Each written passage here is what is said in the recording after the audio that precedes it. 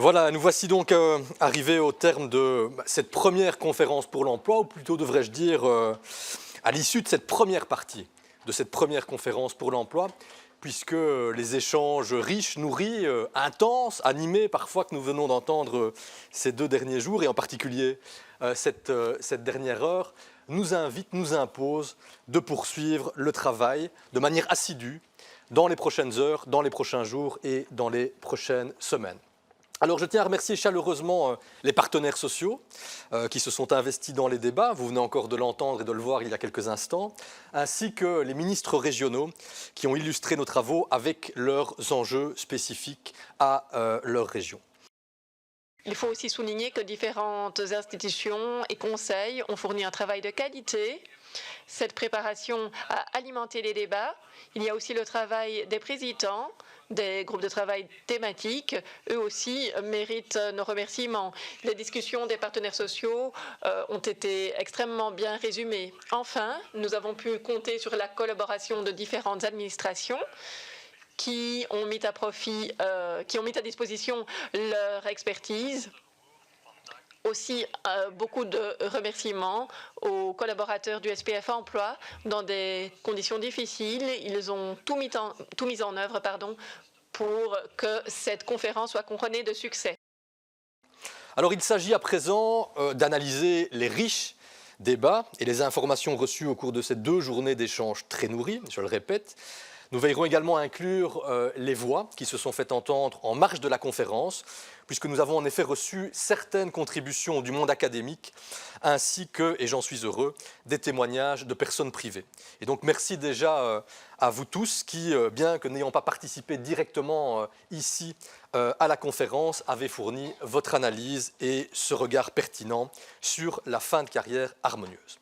Alors, plusieurs axes majeurs se dégagent de nos échanges et je voudrais peut-être en épingler 4 qui me semblent primordiaux et recueillir une certaine unanimité parmi les différents intervenants, et je le dis avec prudence, tant le sujet est sensible. Premièrement, les travailleurs âgés doivent pouvoir souffler et ralentir le rythme, en particulier pour certains métiers plus lourds, et il faut pour ce faire poursuivre la réflexion sur les créditants de fin de carrière et sur d'autres systèmes qui permettent de faciliter la fin de carrière. On peut songer par exemple à des efforts en matière d'ergonomie ou à la réduction du temps de travail via des congés supplémentaires, on l'a entendu, comme c'est le cas dans certains secteurs, notamment le secteur des soins. Deuxièmement, les travailleurs plus âgés doivent continuer à suivre les évolutions de leur secteur. Cela requiert plus de formation durant toute la carrière, avec une attention spécifique pour les petites entreprises, enfin les PME. La formation, c'est un dossier à propos duquel je mettrai des propositions concrètes sur la table très prochainement, mais en concertation avec nos partenaires sociaux. Troisièmement, les travailleurs âgés doivent pouvoir continuer à exercer leur métier dans de bonnes conditions, même si leurs aptitudes et leurs conditions de santé changent, et nous devons en cela adapter le lieu, le temps ou les conditions de travail et anticiper ces adaptations à travers une politique de prévention dès le début de la carrière. À partir du début de la carrière, cette politique de prévention est absolument essentielle pour avoir des conditions de travail durables. Enfin, et c'est fondamental, les travailleurs âgés sont indispensables pour guider les plus jeunes et leur partager leur expertise. Nous devons en ce sens accentuer les initiatives de type tutorat ou encore du plan tandem. Alors, fort de ces constats, nous pouvons dégager 4 lignes de force qui devraient guider le plan d'action que nous allons construire en concertation à nouveau avec les partenaires sociaux.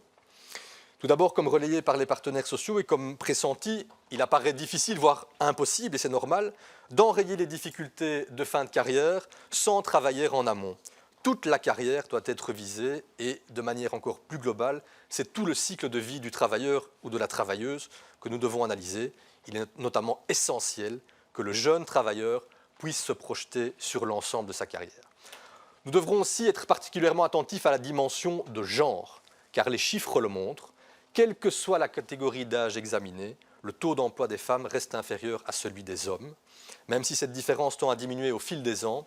En 2018, dernière donnée valable disponible, seuls 45,6% des femmes de 55 à 64 ans étaient toujours actives sur le marché du travail, contre 55,1% des hommes du même âge. Et l'écart s'aggrave encore si l'on cumule d'autres critères comme les origines, l'état de santé ou encore le niveau de qualification. Il est donc nécessaire de mettre l'accent sur un meilleur équilibre entre vie professionnelle et vie privée, avec une plus grande participation des hommes aux charges du ménage, de manière à réduire la pression sur la carrière des femmes. Et je l'ai entendu à plusieurs reprises cet après-midi, la question de l'accueil de la petite enfance, la question du partage des charges du ménage sont essentielles.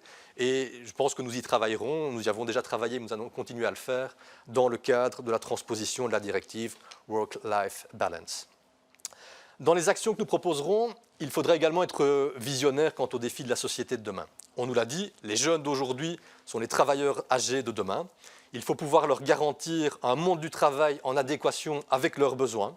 Ce monde du travail de demain où le télétravail, la numérisation et les nouvelles formes de travail prendront indéniablement de plus en plus de place. Enfin, il faut travailler encore et toujours sur les discriminations. Il est déjà compliqué pour un travailleur de se maintenir au travail au-delà de 50 ans, mais il est encore plus difficile de retrouver du travail en cas de départ involontaire du marché du travail. Comme l'indique le Conseil supérieur de l'emploi, les travailleurs âgés se voient proposer un nouveau contrat dans seulement 9% des cas. Il est donc primordial de prendre également des mesures de lutte contre la discrimination et de faire évoluer les mentalités concernant la possibilité ou les possibilités de travail et les atouts que représentent les travailleurs âgés au sein de l'entreprise. Je retiens également des différentes interventions que nous devons attacher une attention particulière à certaines catégories de travailleurs. Je pense par exemple aux porteurs de handicap ou à certains secteurs comme les titres-services. On a évoqué aussi les autres groupes qui sont trop éloignés du marché du travail sur la base de statistiques, sur la base de rapports dont nous disposons aujourd'hui. Il faudra donc tenir compte de ces statistiques et de mener une politique basée sur les faits, sur les évidences. Il a aussi été question d'échange de bonnes pratiques. Et il s'agit d'une approche à laquelle je tiens particulièrement, qu'il s'agisse de pratiques existantes ou encore à inventer, ou dont on peut s'inspirer depuis l'étranger.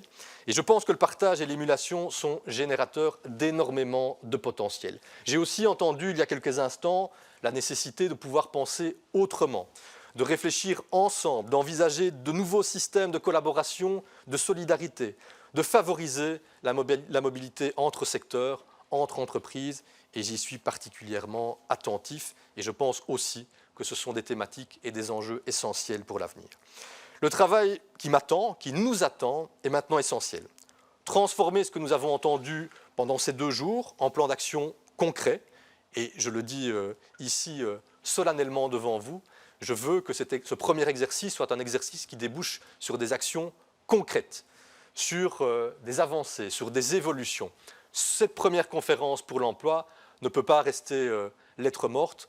L'implication et l'investissement qui a été celui des participants, que ce soit pour la préparation et que ce soit pendant ces 2 jours de débat, ainsi que les enjeux majeurs auxquels on doit s'atteler, nécessitent de faire en sorte que l'on concrétise en actions précises, concrètes sur le terrain, le travail et les échanges de ces 2 jours. C'est bien entendu l'une des pistes importantes pour atteindre l'objectif ambitieux que le gouvernement, que les gouvernements se sont fixés à l'horizon 2030, cet objectif de 80% de taux d'emploi.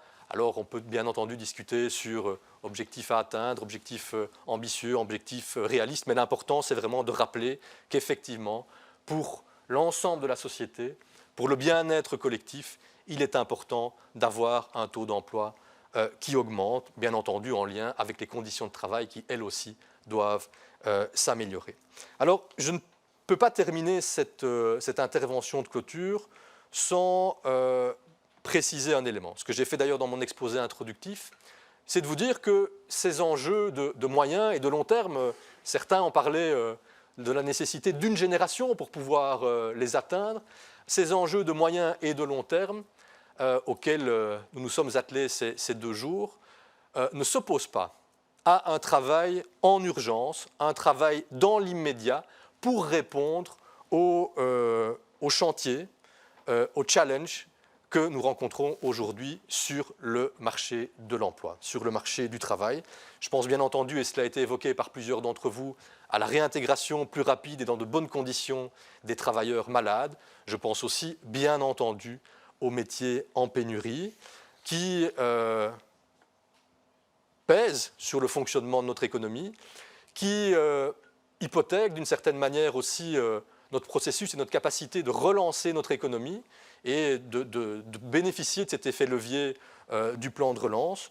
Mais rappelons aussi que c'est une réalité ou des réalités que connaissent aussi d'autres pays, des pays voisins ou des pays plus éloignés, avec d'autres systèmes de sécurité sociale, avec d'autres droits du travail.